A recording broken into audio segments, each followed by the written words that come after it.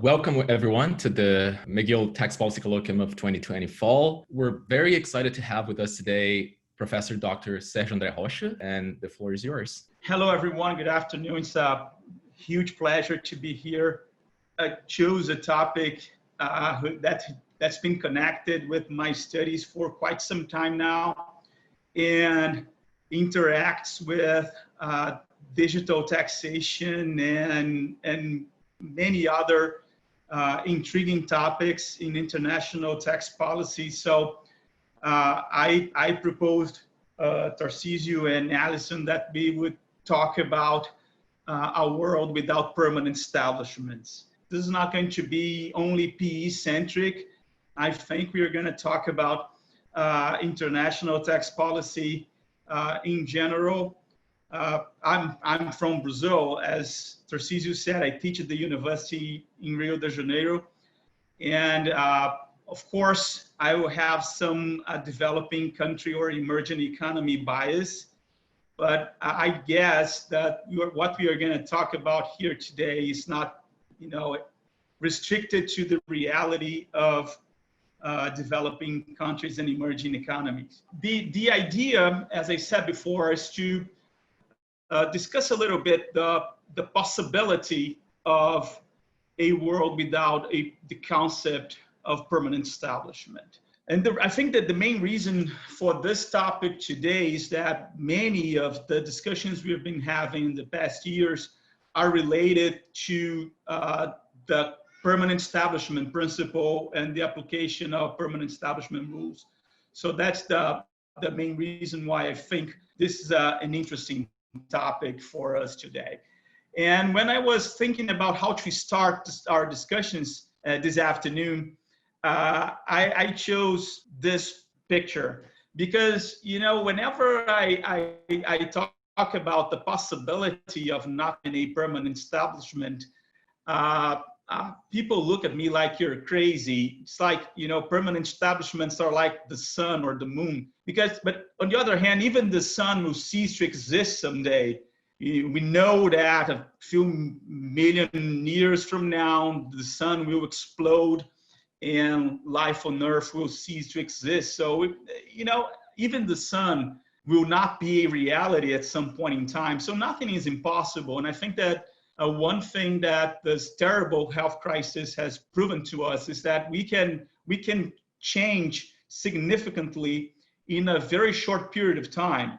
So the very fact that we are now here, having this colloquium online is a testament to that. So we as human beings have managed to change our way of life pretty quickly.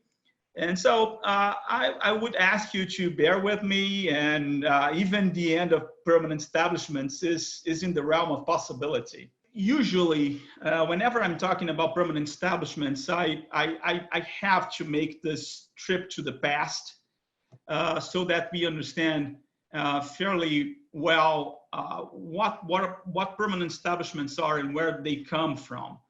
And this is another habit of mine. Whenever I'm talking about international taxation, I make a quick effort to remind people that international taxation is it's rather recent in the historical evolution of taxation.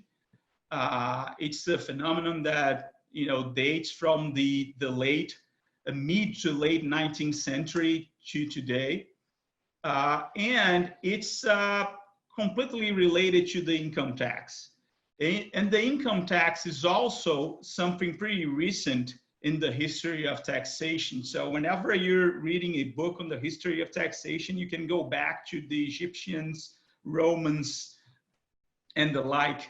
But income taxation, as we know, arises in England in the late 18th century to financially support the war with France, so the war against Napoleon. So the income tax is created at the end of the 18th century and becomes a reality throughout Europe during the 19th century, and is basically consolidated at the beginning of the 20th century. And why is that relevant? because was with as soon as we had, or many European countries had, an income tax, double taxation situations started to pop up. And then countries started to develop ways to deal with double taxation. We'll get to a point in this presentation in which we will at least discuss briefly whether or not double taxation is an issue today. Tarcísio has a point in his thesis in which he argues that maybe double taxation is not that bad anymore. So it would be interesting, an interesting topic for us to discuss later.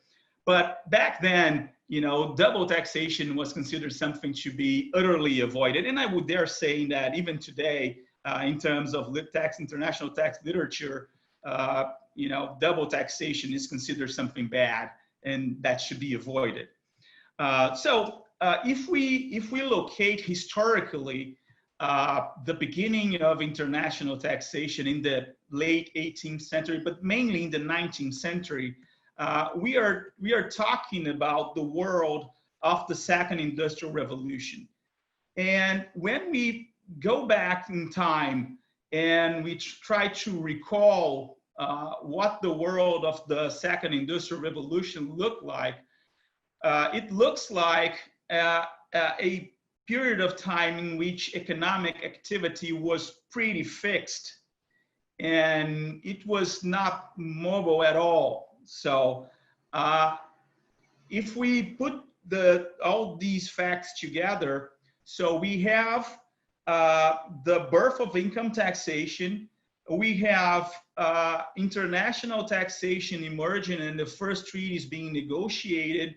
So we have a world in which the criteria for or the basic ideas behind an international tax system are emerging, and they are emerging having in mind this very fixed economic system in which economic activity can be located in a fixed place.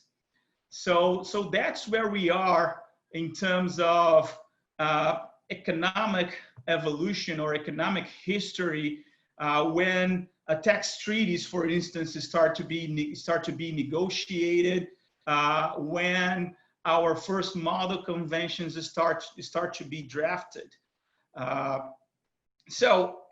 As we said, we have this very, very fixed economic model, and we have double taxation emerging, and countries starting to sign double tax treaties.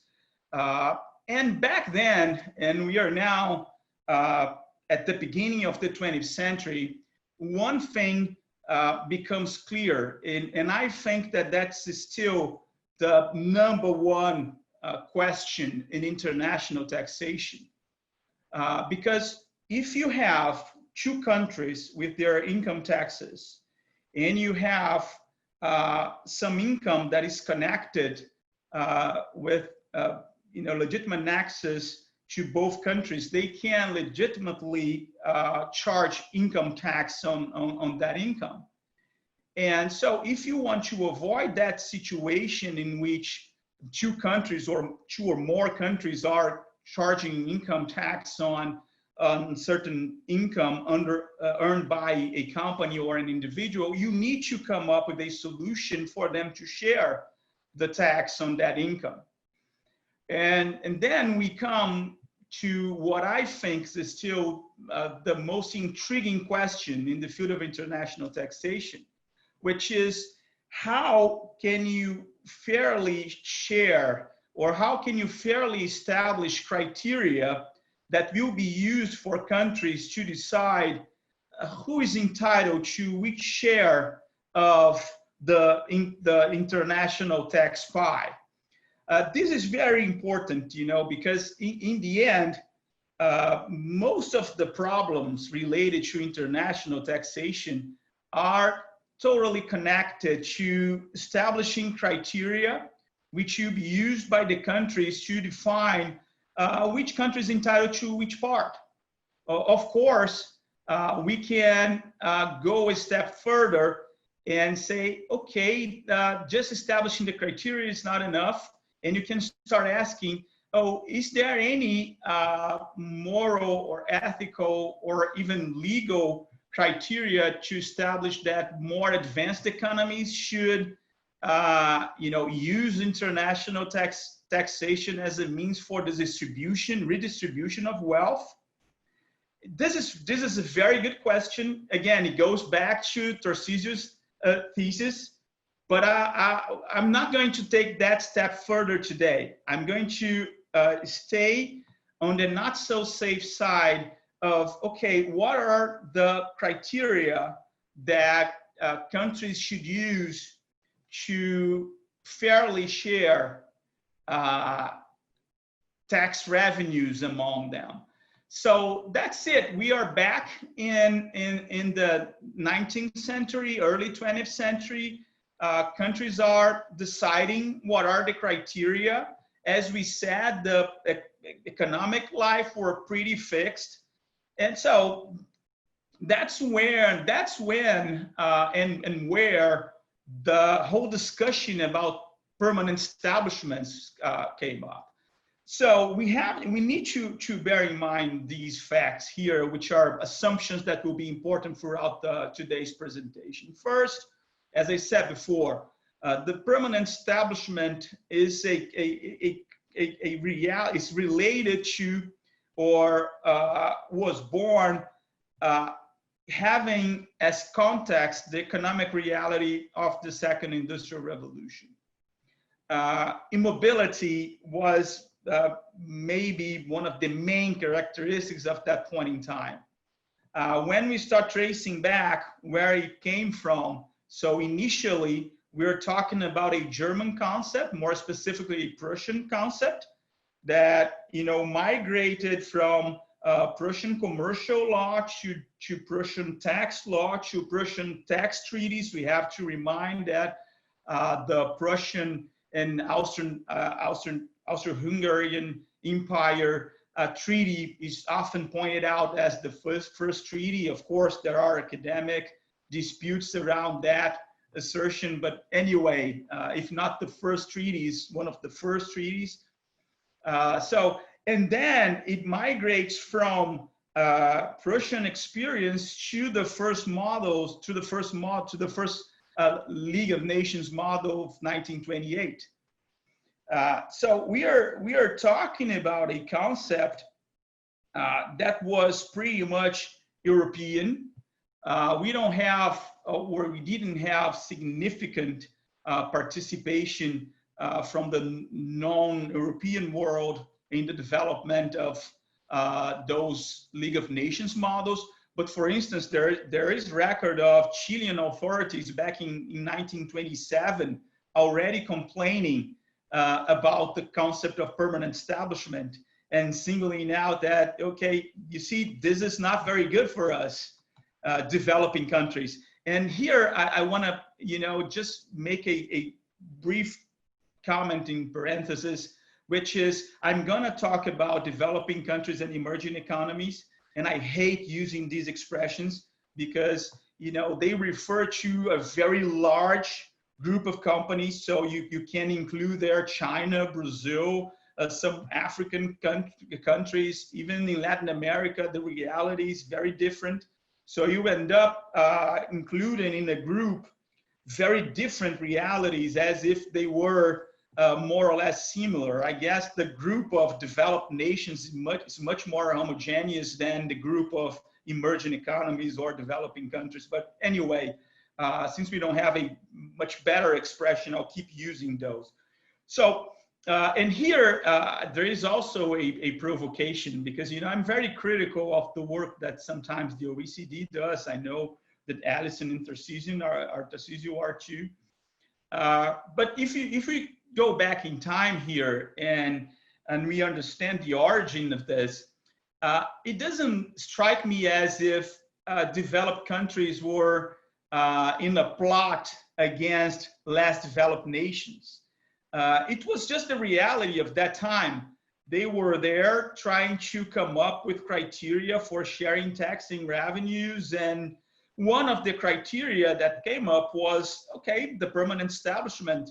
So if an entity from one country develops an activity in the other country and has a fixed base there, has a fixed place of business, then that country will be entitled to collect revenues on the income deriving from that activity.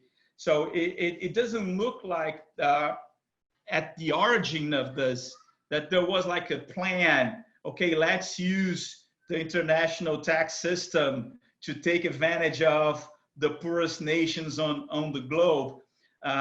Maybe it ended up being like that, but I don't think there was an initial plan to do that. So that's it. In terms of this brief history, we can have as an assumption that the permanent establishment is a concept from a different moment in time. It reflects a different economic context, and even back then, when it was being developed, already you had developing countries saying, okay, it doesn't look very good to me. Because the whole idea behind the permanent establishment principle is that what allows a country to collect taxes on a certain piece of income is the fact that the business activity itself is being executed or it's being carried out in its territory. So since that time, the whole idea behind the concept was, economic activities are fixed. So if the source country is going to be allowed to collect some taxes on a certain piece of income, it is required that the activity is being carried out in its territory. And it doesn't take much for us to realize that this is no good for a net importer of capital, because if you don't have many companies going outside your territory and making money, what's happening is that as a source country, you're having your ability to collect taxes fairly limited. This goes to the question, why does a developing country signs a tax treaty at all? Because what you're doing with a tax treaty is basically limiting your source country taxing rights. The usual answer to this question is, oh yeah, because it improves your ability to get foreign direct investment. But today, I don't think anyone has ever proven that signing a treaty actually improves FDI. So it's kind of a story. It's a fairy tale people tell you to justify why you should limit your taxing powers at source and sign a tax treaty. But let's not fall in this rabbit hole. So this is the system. The whole system has been structured around this idea that in order for a country to have taxing rights, at least a part of the activity needs to be carried out in its territory. When we look at the commentaries, the OECD commentaries, and they have been basically included in the UN commentaries, it's like, and this is something that has, intrigued me for quite some time. How can anyone say this? Because, the OECD commentaries, they present to us the idea of a permanent establishment as a allocation rule, as if it were a general principle of international taxation. So it's not arbitrary. It's not something that, you can arbitrarily choose or opt in. it's like it is what it is. Again, it's like the sun. It's the only criteria that makes sense. And for many years now, I've been really puzzled by how can anyone say this? Because of course it's a valid criteria, but it's just as good as any other. So it's not like the international tax system or the international tax regime, as some authors prefer referring to it, as if it would only make sense if there was a permanent establishment. So we can very well have an international tax regime with no permanent establishment in it. And we know that our big shot to not have this discussion on the table was back in the 1970s, when the UN was discussing its own model. I often talk about this. We had the expert who represented Brazil in these UN meetings in the 1970s. He's still alive. He's pretty old now, but he has several writings published around that time, and he gives some testimony of what happened during these UN meetings. And he said, there was like these two groups: the group of the developing countries and emerging economies, the group of the developed nations. The group of developed countries wanted pretty much just to, use the OECD model as a basis and make small changes. The group led by developing countries wanted to just, put the whole model down and write something new. And of course, the developed countries group won. And when you look at the UN model, it's very hard for the untrained eye to distinguish it from the OECD model. Back in 2017, I did some research here in Brazil, and I would dare saying that something around 98% of all decisions from tax authorities, from the administrative tax court, from judges, most of the pieces of literature we have on the topic in the country will go ahead and say that Brazil's followed the OECD model, when it's clear that Brazil follows the UN model. But it's so difficult for you to distinguish one model from the other that, who can blame a judge who's not an international tax expert? And there is this sentence that is pretty much repeated all over the decisions, which is Brazil, even though Brazil is not an OECD member, its treaties follow the OECD model. We will find this sentence in rulings from the tax administration, administrative tax court decisions, high judicial court decisions. So it's pretty interesting how this perception that we follow the OECD model build up over time, when it's just not true. And it has to do with the shortcomings of the UN model. And maybe the UN is trying to change history with the new articles on the taxation of technical services, automated services. We'll get to that in the future. So there is a first question: is this system fair? Of course not. Of course it's not fair. On the other hand, if you're talking about bilateral treaties, and we have all these discussions about multilateralism and everything, but in the end, international taxation, the core of international taxation, is still made of bilateral treaties. So you sit down and you negotiate. And if you negotiate under these bases, it's not fair for a developing country in an emerging economy. And sometimes there's no way around it. They don't have the muscle to challenge these assumptions. But of course, it's not fair. So I think that the first thing is, it's okay to say no. It's not fair. I don't want this. It's true that more often than not, countries will not have, again, the muscle to say no. But it's okay to say no, and for at least for us academics to say, pretty strongly that it's not fair. But it's not only that. It goes beyond whether or not it's fair in terms of allocation of taxing rights.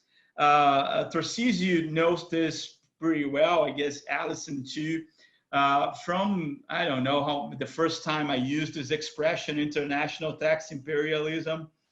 And basically, when I say international tax imperialism, what I mean is an attempt to globalize some taxation starting points as if they were, as applicable in Ecuador and in Angola and in Sweden, as if there was only a single reality that could be encapsulated by the same concepts, the same administrative practices, and etc.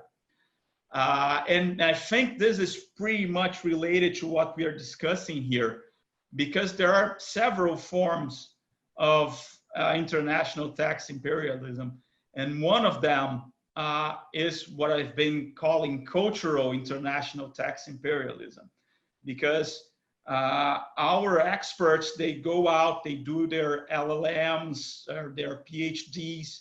They not always, develop a critical mind like Tarcísio did over time.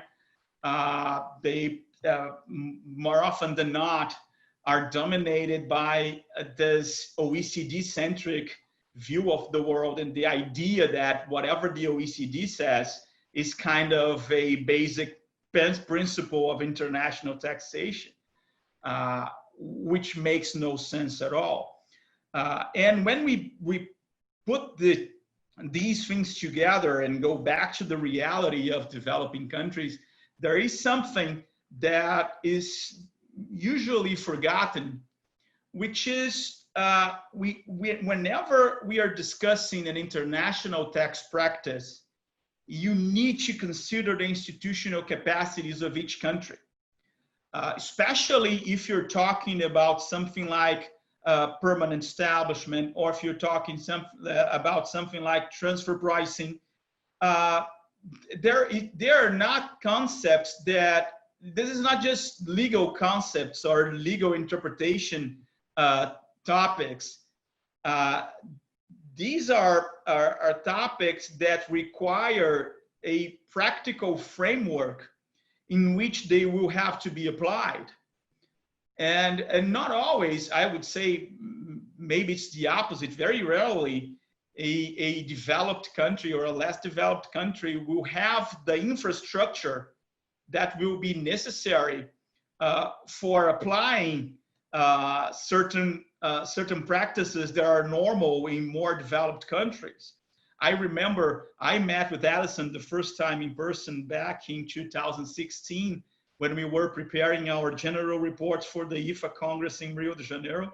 We were in Switzerland in the IFA Basel conference. And and in the preparation of of my general report, I remember that we have a session already in 2017, just before the day before the beginning of the conference, and we were talking about transfer pricing, and I had Natalia Quinones on my panel, and back then, so this is 2017. She was saying that they had in Colombia only 2 people in the tax administration back then that knew transfer pricing and spoke English. Yeah.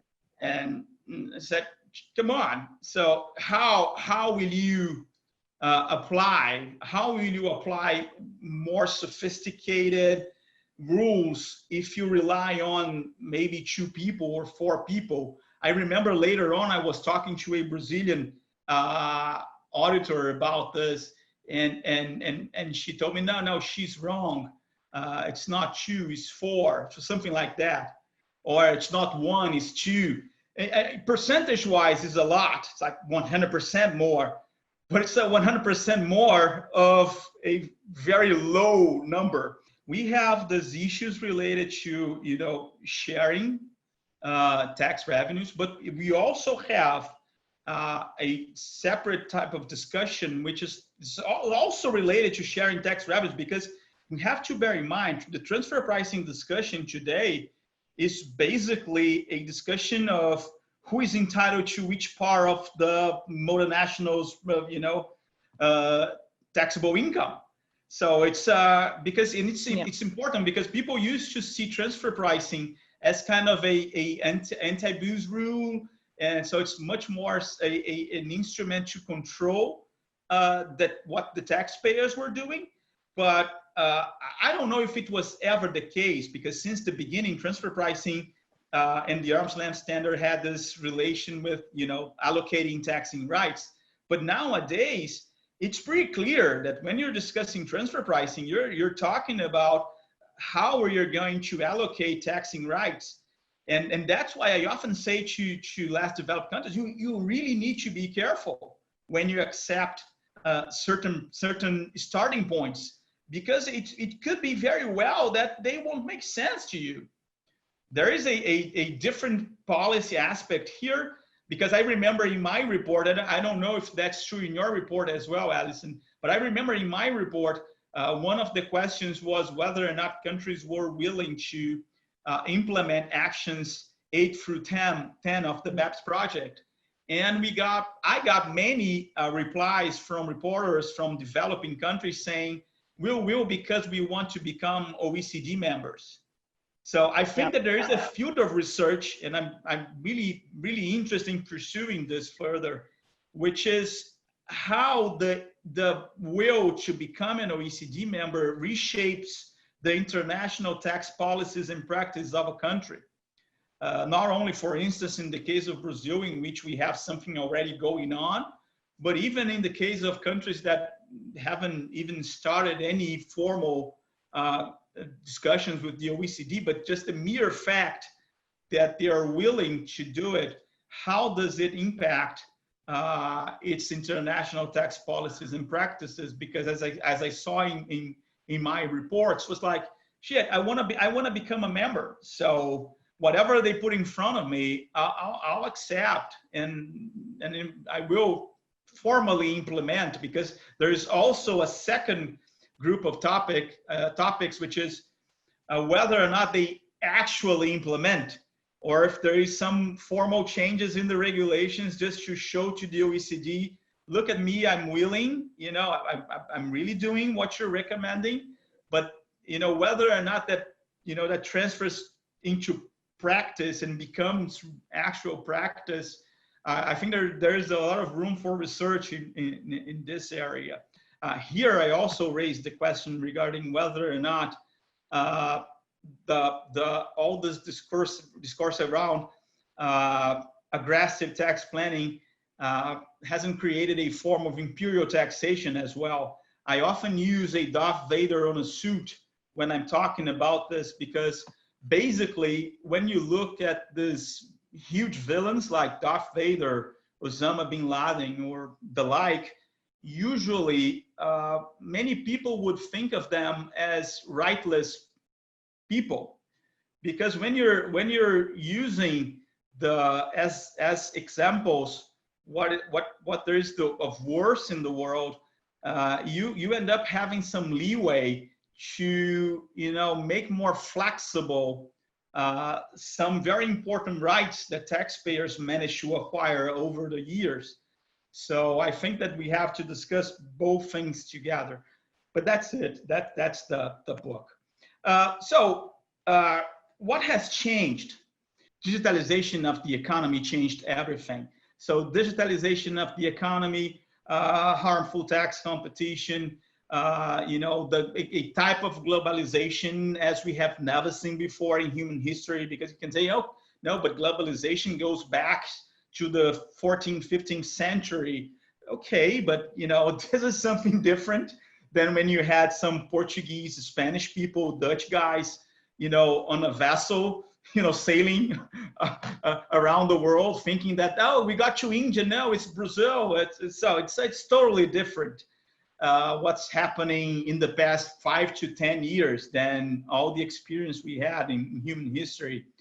And of course, the main feature of how things are today is mobility. So we started with those black and white pictures and, economic activity being very fixed, very immobile. And now we have the situation in which you don't even know where the activity is being executed, or if they are being executed. You don't have people doing things anymore. We'll get to a point very soon in which the AI and the machines will be doing things until we get Schwarzenegger and the robots to kill us and those stuff. But those things. But that's where we are right now, and then it changes, and it's funny because for the first time, the richest countries on earth feel or are put in the position that less developed nations have been in since 1928, since the first treaties.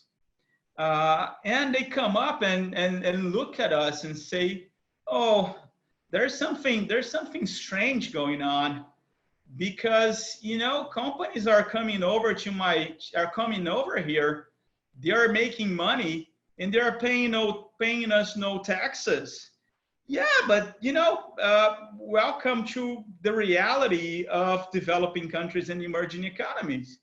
That's what happened ever since the beginning, based on this permanent establishment concept. So it's funny that when you listen to the complaints from European countries, like, oh, this digital giants, they come over here and make money and we can't tax their income. Yeah, that's the same thing that has happened, for decades, for a century, basically. Not a century, because tax treaties became a reality later in less developed countries, but it's been happening for decades. So for the first time, developed countries, they share the pain of less developed nations, and of course they didn't accept the situation we've been in for decades. Said, no, this is unacceptable. You cannot come over here and make money and pay me no taxes. So we have to find a way. So it's like the system is broken now. The system is broken because something happened with this digitalization thing, and now the system is broken. And what I insist, the system has always been broken. It has always been a bad system. Or at least it's been a bad system for decades now. So it's nothing new. It's just that for the first time, and you have little Sergio here, my avatar. I promised you before that we would have him, with a special appearance. So it's little Sergio before I became castaway and looking like this. So it's a neater little Sergio. So it's the system has always been broken. As I'm saying here, it's a century of brokenness. So it's very upsetting when they come up and say, yeah, no, it's we have to fix this because now we have a problem. No, we always had a problem.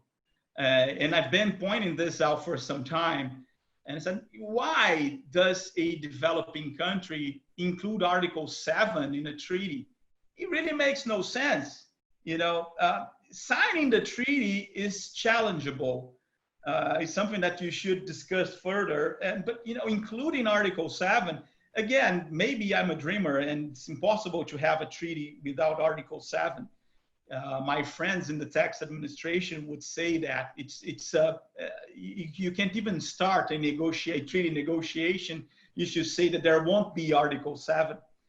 But let a castaway dream during this pandemic, because I think that's a fair question. Why would you include something that looks like Article 7 that allocates the taxation of business profits exclusively to the residence country, and lets you as a source country tax only if there is a permanent establishment. It really makes a little sense to me. So the provocation I have, the main provocation I have here today. So does it make sense to include Article 7? As I said before, when I wrote the article, we had already a draft proposal from the UN regarding Article 12A for fees for technical services. And I remember that I mentioned in the article, why limit this to technical service fees? First, why not just say fees? We know that legal concepts are intriguing. When you put technical before services, you create a hell of a discussion regarding what are technical services, what are non-technical services. Why just not say services and get over with it? And more, why limit this to services? What distinguishes services from other business profits? So my proposal back in 2016 was basically this, let's use this and just have a business profits provision that will look like this. You have shared taxing rights. You tax at source with some threshold, with the remainder of the taxing powers allocated to the resident state, and you move along with this. This year, we have the proposal for Article 12B, automated digital services. And I'm not against it per se, but we keep doubling the bet on creating these concepts and these realities. And let's assume we have hundreds of trees with a provision like this. How would the application, the actual application of this look like? Again, I think more and more that we could just have a business profits provision that would just look just like this. Why not? And I tell you why not. So the first blocker to this is this real hate people have against taxing gross income. So you just mention gross income and people apparently look like they're going to collapse. They start shaking and things, just pop up their mouths. And so it's really difficult to put gross income taxation on the table. But it's much simpler than the alternatives. If you look at all alternatives, it's a hell of complexity. So it's much simpler. Maybe it's just a matter of getting in agreement regarding the rate. Because, for instance, here in Brazil, we have really high rates, 15%, 25%. The total tax burden on importation of a service can reach 50%. That's ridiculously high. It's really high. And it makes no sense to charge 50% on the importation of a service. And maybe even 15% is too high on gross income. There are countries, charging 15% on net income. So the way things are looking in the future, 15% on the gross income looks really high. So, but why not maybe agreeing a lower rate, and just go ahead with gross income taxation, and then it goes to Tarcísio's point in his thesis, because people will say, oh, but this might generate double taxation. And maybe double taxation is not as big of a problem as it were in the past. Because I think that Tarcísio has a point that in the end, what is relevant is the overall taxation. If the overall taxation is still acceptable, it doesn't matter if two or more countries are charging income tax on the same income, as long as this is not, really going as high as, I don't know how many percent, because that's another question that no one has ever actually answered. What percentage is a valid limit for fair taxation? So I think that these two aspects are connected. And then we could have another purpose for a real multilateral convention, because you could do this. it's doable, because if we were discussing this back in 2000, the first decade of the century, maybe we wouldn't have even the instrument to deal with this. But now, with the Multilateral Convention on Administrative Assistance and the MLI, we know that multilateral conventions, they exist. It's not a black swan. They are, black swans exist as well, but but we found them. So it is a black swan, and we found them. They exist. And so maybe if we really wanted to do this, we could even have a multilateral convention worth signing for a change. Something implementing an interesting change. On the other hand, you could think, can anyone do this unilaterally? But that's what Brazil has been doing for, I think, ever. It's always been the practice of the country. So we have virtually no PE application, no PE application. It's really rare that we will find reference to PE in tax rulings and court decisions. It's really rare. And usually when they are used as arguments in very specific tax litigation we have in the country. So the idea that a tax auditor will go to a permanent establishment in Brazil and decide that there is a permanent establishment and allocate income to this permanent establishment. For instance, in Brazil, people barely know any of the paragraphs of Article 7 besides 7.1. It's like Article 7 is 7.1. The other paragraphs, they're basically unheard of, because we have no experience with this. So there is a place in the world, probably not the only one, I would guess, but there is a place in the world where there is no PE application. And the country has done it basically, changing very specific provisions. I hear people from Brazil saying that Brazil has no international tax policy, that it's all a mess. And it's just not true. Brazil has a very well-established international tax policy that people dislike because it doesn't follow the OECD standards. But disliking the policy, it's not the same as saying that the country doesn't have one. Brazil has a policy that many people dislike because it's just different from the OECD. But so how the country did it? By dehydrating Article 7. So we have provisions in the protocols of the treaty saying that technical services will be taxed under Article 12. The lease of equipment is under Article 12 as well. Our Article 5 is usually closer to the UN model with the insurance provision and the like. So what Brazil did was, instead of just saying, I'm not including, I'm going to dehydrate it a little. I would prefer if we just didn't have it. I think it would make more sense, but I'm no treaty negotiator, and apparently you can't do it. So this is just to say that it's possible. Then there is this question that I'll leave for our debates. Does it solve all the problems of the digital economy? Of course not.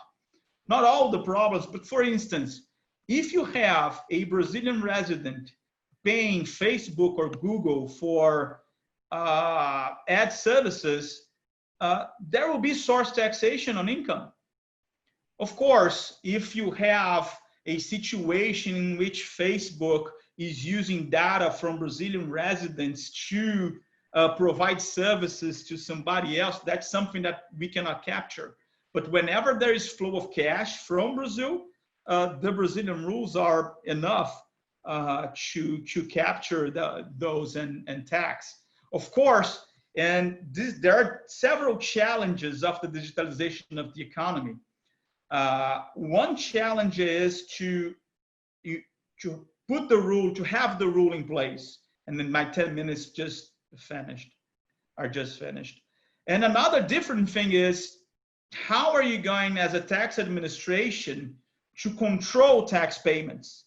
Especially now that you don't have the usual intermediaries and you have individuals making payments with PayPal and TransferWise and even credit cards that, you know, go underneath the radar, and, you know, but these are different sets of problems.